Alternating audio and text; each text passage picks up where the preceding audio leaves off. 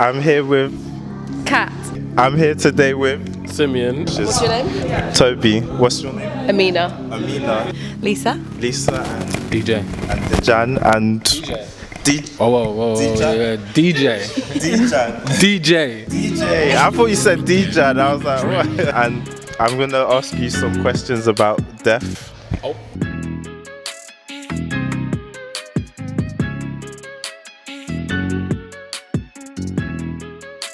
So I'm doing videos about death, basically. Really positive thing there. I think it is. Yeah, I definitely think it is. So how often do you think about your death?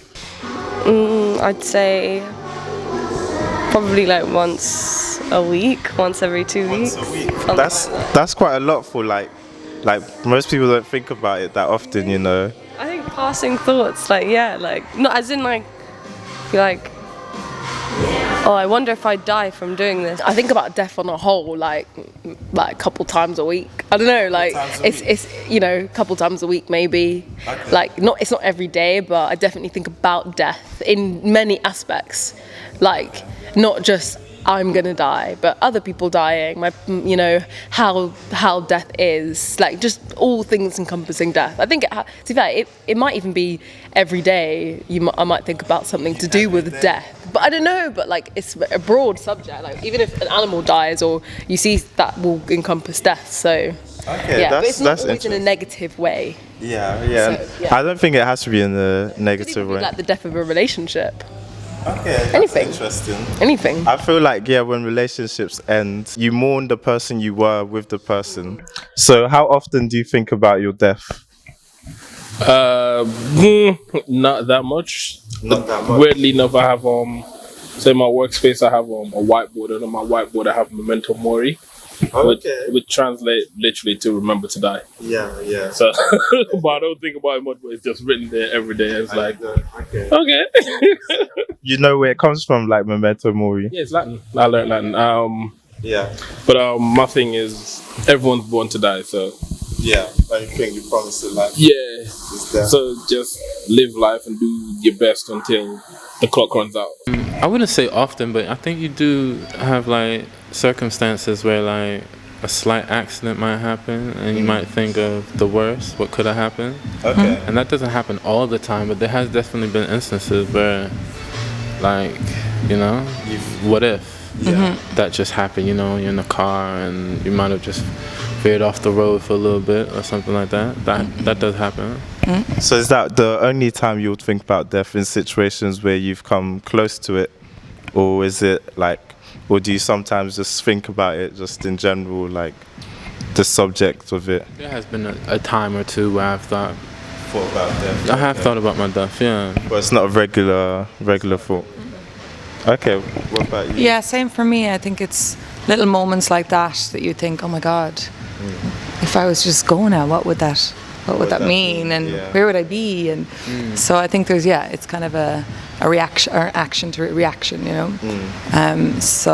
but also I would think about death in terms of like, thinking about my future, where I want to live, if it's here, if it's home with my family, and you'd be thinking about, losing family, and that kind of thing would creep into your head then as well. So when you think about your death, you think about your life in a way. Is that what you're saying a bit? Yeah. Like how to live your life best possible before your death? Yeah, it's a kind of a reminder that we are all going to die. So what do you think happens after you die then?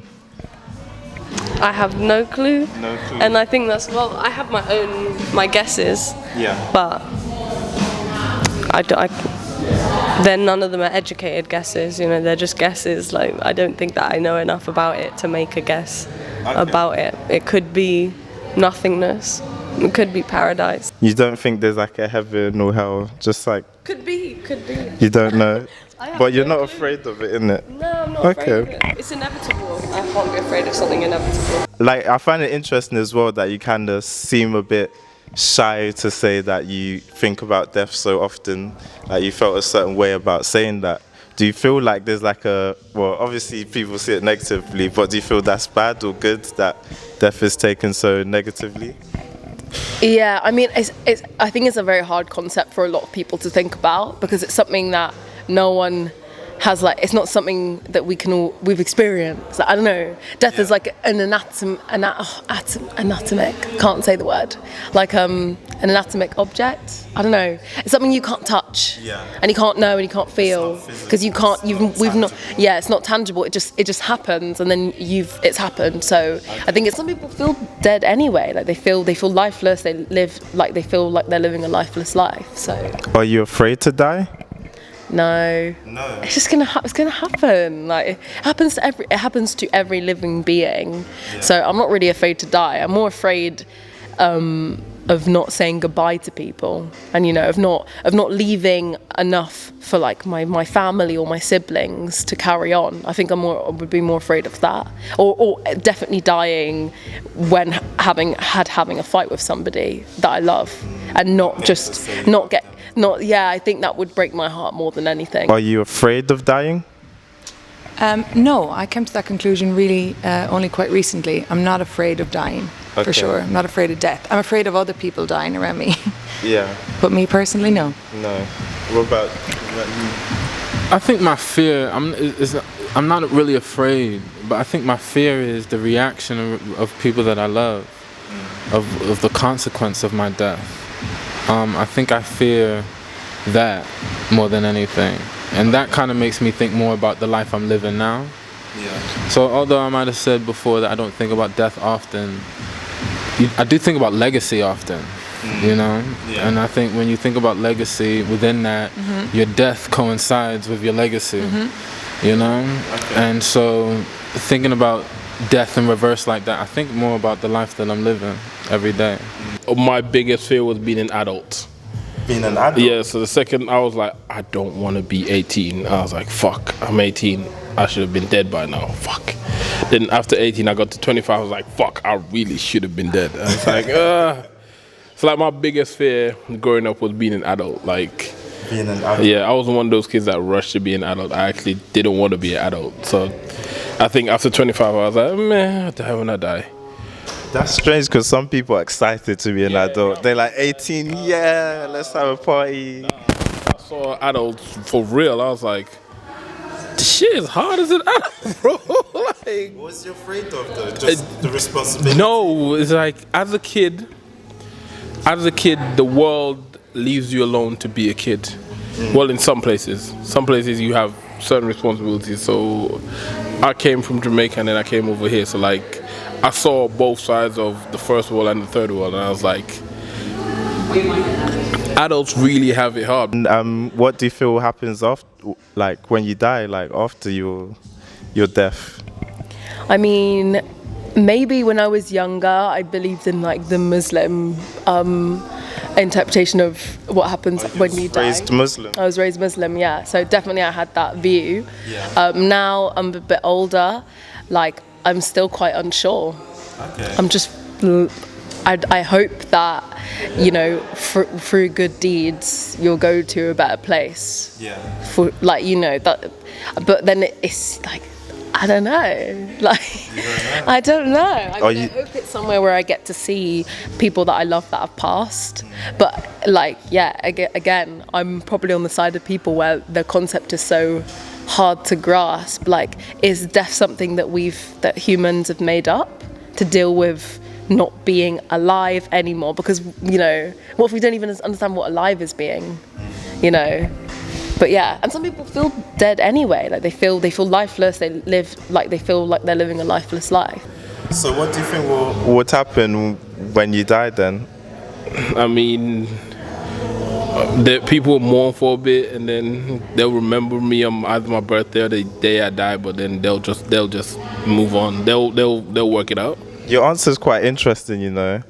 Because it's not from your perspective of what would happen to you. It's more like what other people will go through when you die. I mean, when I'm dead, I'm dead. Like, my thing is that, like, I used to hate war. Like, I hate war when they say, "Oh, the glory is dead." What glory is there in death, bro? They die, they get forgotten. Only very few people remember them.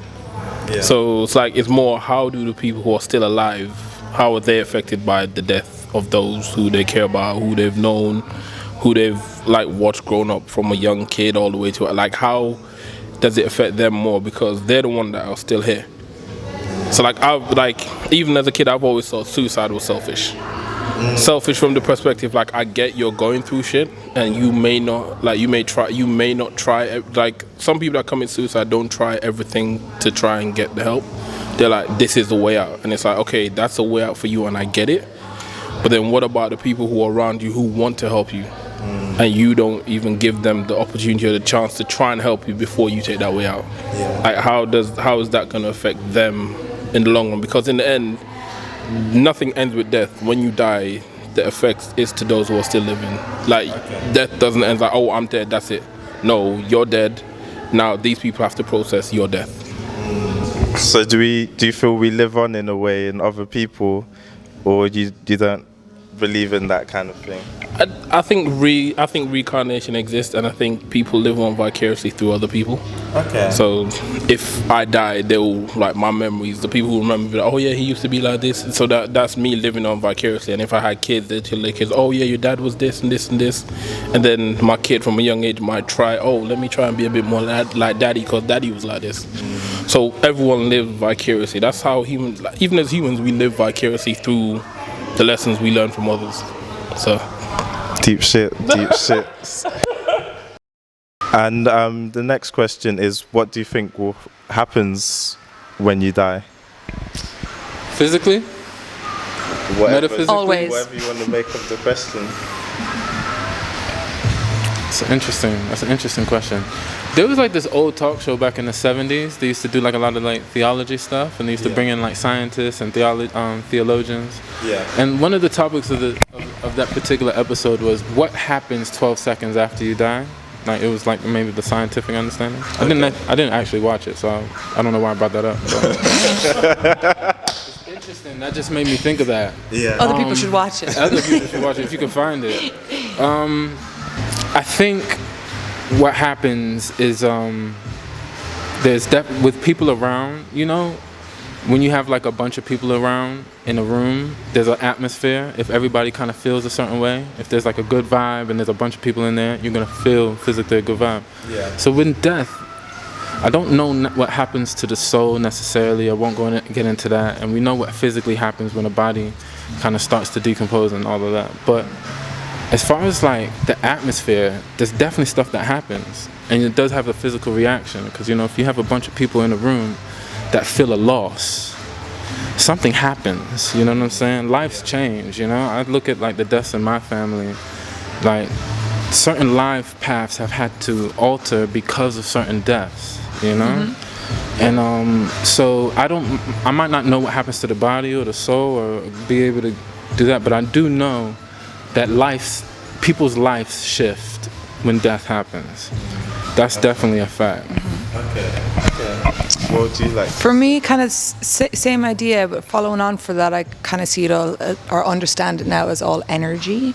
So yeah, when the energy changes for one reason, it changes everything else around it. Yeah. And I do also think that our consciousness doesn't go with our bodies. I don't know what my belief from there on is. I don't believe in like ghosts or any of that kind of thing per se, but I don't believe that our consciousness just stops with our black screen bodies, you know. So you feel we live on in a way? I think there's gotta be something, but in a way that we don't even understand, you know, because it's above us.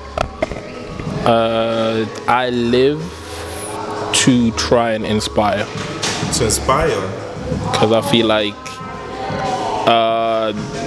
everything in this world is very fleeting.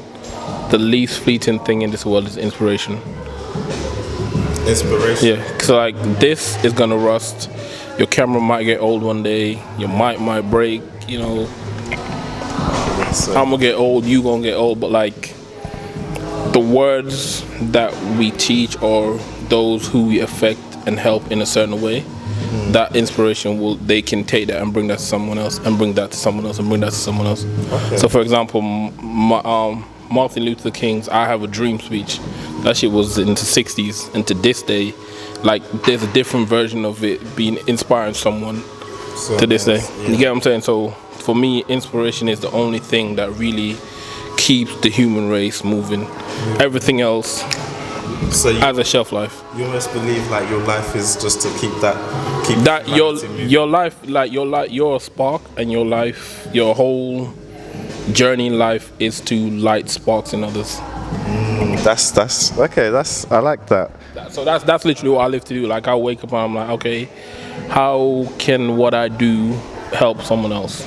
Yeah. What do you live for? In however you take it, whatever it means to you.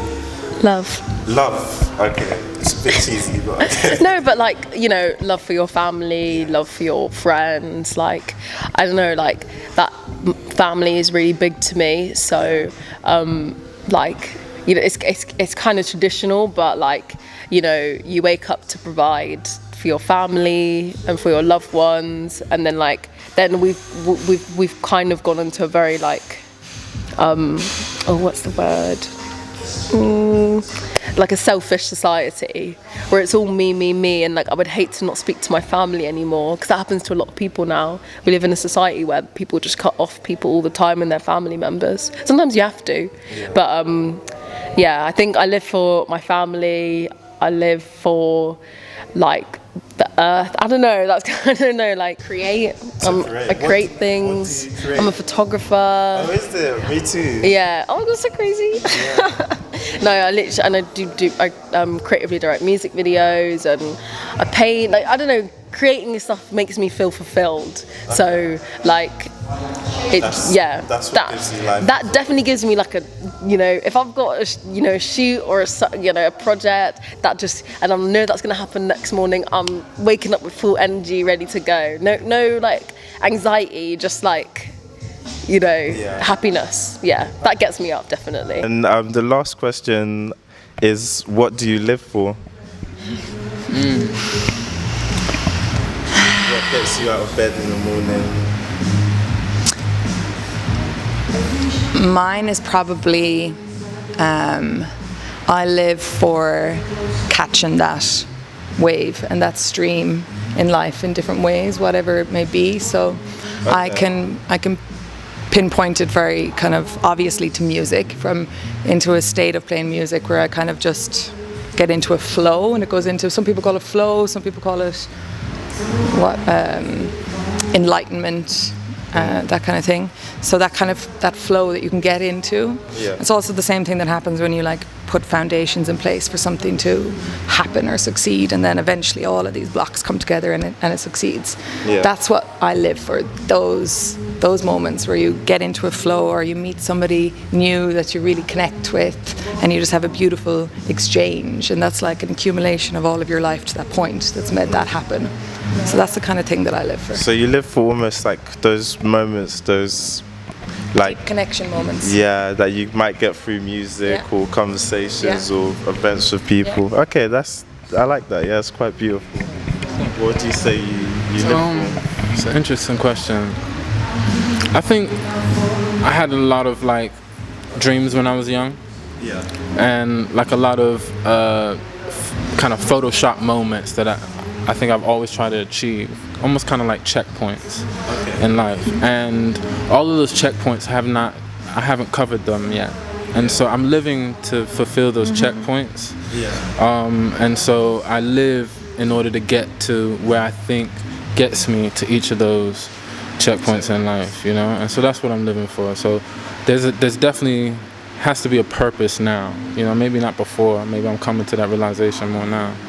But it's definitely more of an awareness that there's certain things that need to get dealt with, you know? And so how do we get to those points? And I think that's where we're at now. Okay. So it's more, you live in a way to achieve certain things, and is it a way, a destiny thing? Like you feel like you have to achieve these things because that's what or just mainly because that's what you dreamed of and you want to... That's what makes you happy.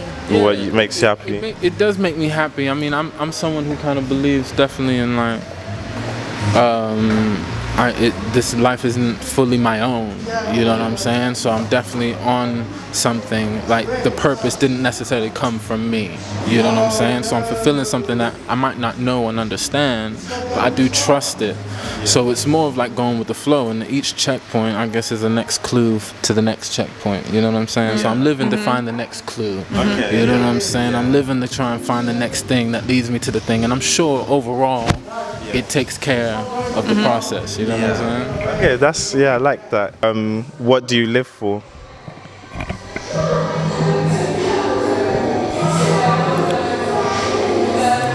Like, what gives you life? What wakes you up in the morning and makes you go, yeah, like... Knowing that, okay, this is literally like, knowing that like, the other option is death.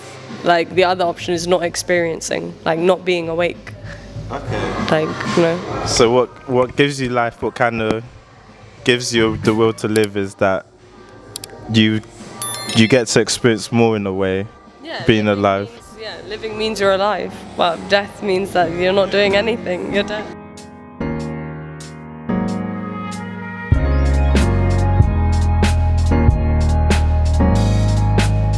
Oh my god, a whole fucking camera on me. Yeah, usually that's what you use to record shit. Shit!